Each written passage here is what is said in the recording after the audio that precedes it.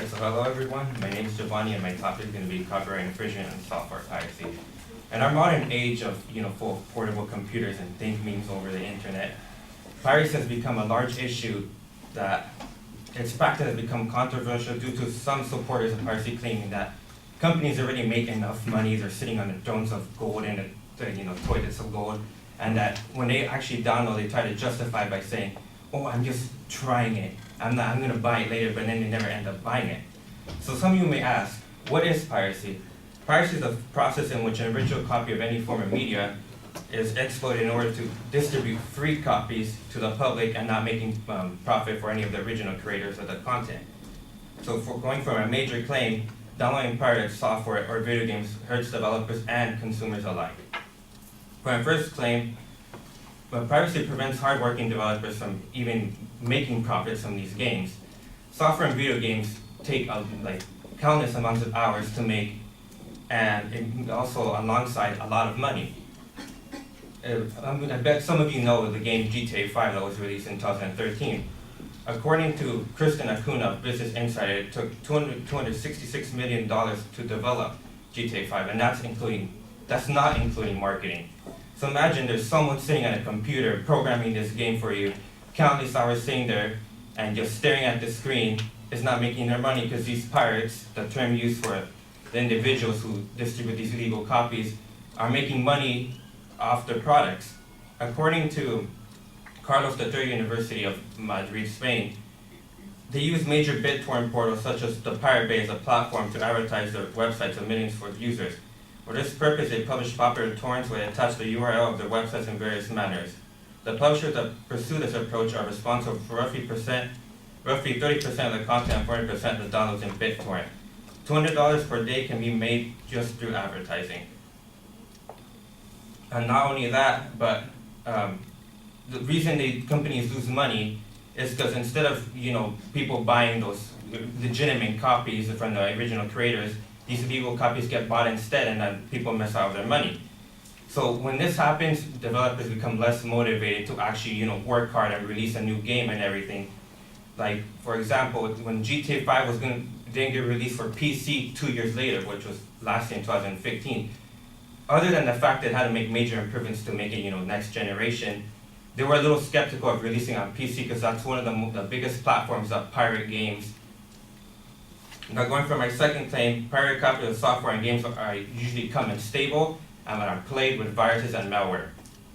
Legitimate copies, as you know, when you purchase them, are always full of continuous software based on long support that add new designs and make them UI more fluid and add security features.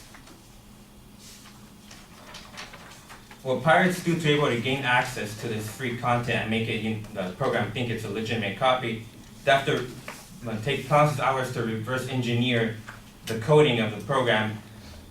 And according to Maximum PC, it used to be that rocking a pirate game or application was as simple as finding a viable serial number to work with a given program. But as many of you likely know, don't worry, we're not here to judge you. Modern software piracy often involves a lot of work on the part of hackers who spend a great deal of time reverse engineering applications to see what makes them tick, and inevitably, that ticking can be translated into a crack to allow anyone to use the software for free. Such a crack can often stymie the software stability, making it a crash-prone bag of hurt. I personally used to mod my PSP back in the day and my phone and everything. And trust me, when products are modded and reverse engineered, they become seriously unstable. At some points, it makes your computer crash, gives you the blue screen of death, which is a fatal error for the computer, and that's the forced restart. Due to the reverse engineering, due to reverse engineering, software updates that cover these security vulnerabilities have been disabled in order to make this copy legitimate. So it also opens, the false copy opens a port also for these viruses and malware to come up. Going back to a first-hand testimony, I had a friend message me about 2 years ago. They're trying to download a pirated version of Minecraft. But instead of getting this Minecraft game, they came with a type of virus called ransomware, where it takes over the computer and charges you a certain amount of money to be able to unlock it again. Obviously, this is false. Supposedly, the FBI was the one that confiscated the computer, And now it took a lot of work to be able to remove this virus from his PC. Now going to my last point, virus has influenced several types of anti-piracy security. Some of you might think this is a good thing, but actually it hurts the consumers a lot. In order to protect these software and games from pirates, companies strongly enforce protection like DRM, which stands for Digital Rights Management. And they also add region restrictions. We're going to use certain disks for certain regions. If you guys haven't seen, there's like a little globe on some like copies of games or like DVDs where it says 1. It means that that's only for region 1 players and it can only be used for that certain area. Well, it seemed like a good initiative to implement these. It actually hurt the consumers because it restricted how they may use those actual files and games. Because once you own that product, it's immediately signed to your user. So if you want to share with a friend or even move them to another account you own, it becomes troublesome because it won't let you at least even make any edits on the program or of some sort. According to Maximum Peaceful and Get, this lead has led to plain practice like requiring games to be constantly connected to the internet for DRM verification, which is anyone who who's planned on playing Diablo 3 on a cross-country flight will tell you it sucks. As he explained that even internet always has to be connected, not everyone in the world has an easy access to internet, especially with these high prices for the broadband here. I also come back to my first-hand testimony on this. When I purchased a PlayStation Vita, I'm not sure if you guys remember, it was a handheld portable PlayStation.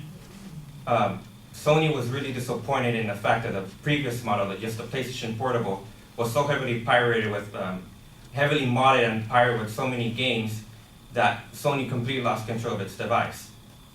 So in order to tackle this issue, the PS Vita introduced a new memory card that was specifically made for that device and couldn't be used anywhere else. And I used to have another game on an account. When I tried to transfer it, just by sticking a memory card into the computer, it wouldn't even let me touch the game file at all. So in a way, I kind of wasted the money from the previous account on that game because of the DRM protection on the game. So next time when you guys are thinking of downloading that new Drake album or getting the new Assassin's Creed game, think about all the money you're robbing of the developers are making the game and the vulnerabilities you're introducing yourself with viruses and malware. Thank you.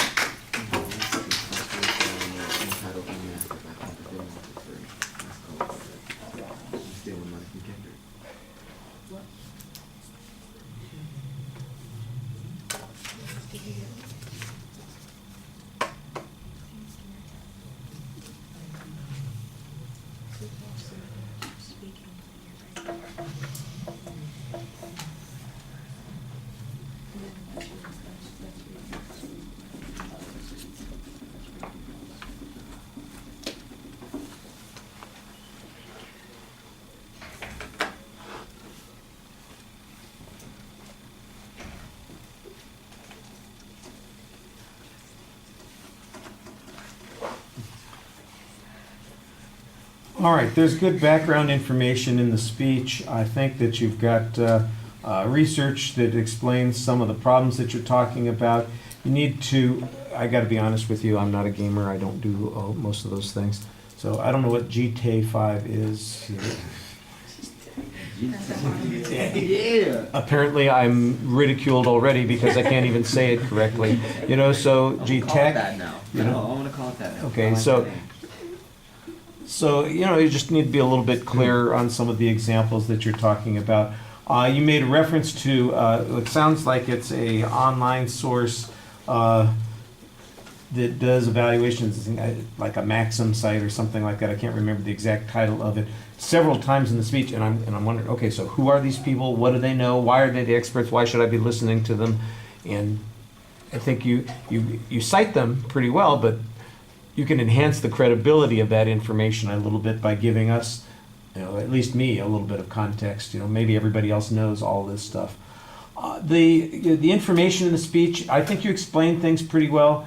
I do think that your structure is not as clear as it should be. At the end of the speech, if I look back at it, when you got to the summary, I could appreciate what you're saying. But in the body of the speech, it sometimes felt like there's just chunks of information without necessarily being built to support a particular claim.